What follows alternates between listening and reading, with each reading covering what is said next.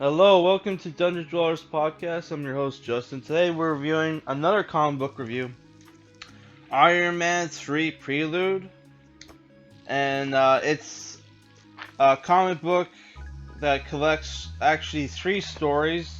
You have Marvel's Iron Man 2 adaptation, which was like two issues. Uh, Adaptation by Christos Gage with Will Corona Pilgrim, artist Roman Brzezinski. You have Iron Man 3 Prelude 1 through 2 with Christos Gage and Will Corona Pilgrim, art by Steve Kerf. And then you have the first issue of Iron Man 2005 by Warren Ellis and artist A.D. Granoff, which that book was the was Iron Man Extremis, which was the inspiration for the third Iron Man movie. And like aesthetically, that's the Iron Man suit that they use for like the first couple movies. So I paid $3 for this at the dollar store. If you watch my dollar store haul video, you know I got a bunch of shit for DC and Marvel graphic novels for super cheap. But regularly priced, this is $17.99. So I would say this. I'm gonna try to keep this short because most comic book movie adaptations suck, right? And like I did read the Iron Man comic book adaptation by Peter David, and that was good, but it was just pretty much like scene for scene a comic book adaptation of the movie, which was better than this because in the Iron Man 2 Prelude, sorry, not Iron Man 2 Prelude, the Iron Man 2 adaptation, which it starts off with, it's basically an abridged version of Iron Man 2 with where it just has the cliff notes from the movie. So it just, and then there's the fact that nobody really looks like their actors from the movie except for like maybe Scarlett Johansson and Mickey Rourke's character. But other than that first like Iron Man 2 adaptation that this book collects is garbage. It's fucking awful, dude.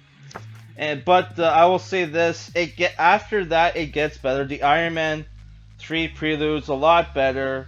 It takes place after Iron Man 2, obviously, where where you have Rhodes as War Machine going around the globe, fighting terrorists of the Ten Rings or terrorist organization, which was in the movie run by the Mandarin, which turned out to be run by a different guy.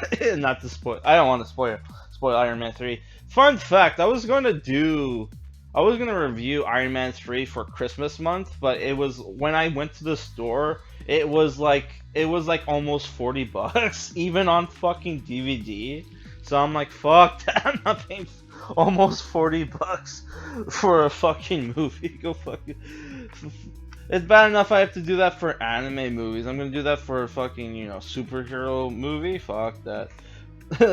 Yeah, and the art is way better in the Iron Man 3 Prelude than in the Iron Man 2 adaptation.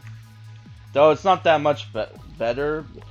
It was still a lot better. It was still like a lot more enjoyable. You have like a cool action scene where like War Machine fights a Hammer Tech tank that was modified, and it's kicking his ass. And then you actually see like there's this whole thing in the movie where like in the Iron Man 2 where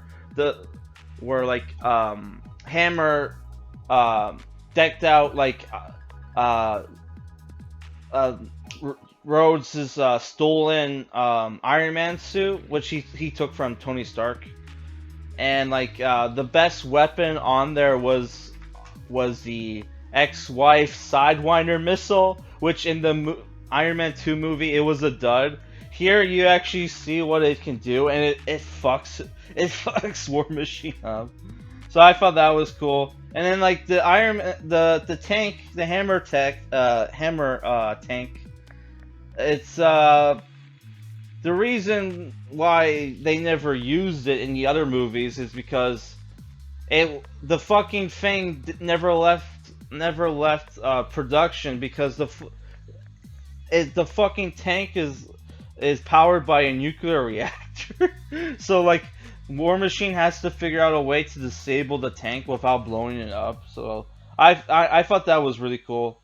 And then the last issue, it comes with the first issue of Extremis, Iron Man Extremis, which is supposed to be one of the better Iron Man stories, which I read back in the day. I didn't really like it that much, especially since especially since like the whole time it's like basically a retelling of Iron Man's like origin story, while at the same time he's being guilt tripped by people that he's like a murderer because he made weapons, right? And at the same time, there's this guy running around who has like who nano machines through his body that's made him super strong, and Iron Man has to defeat him, and then once like they built up this guy like he was such a big threat, but once they fight, him and Iron Man fight, it's like a 2-second fight.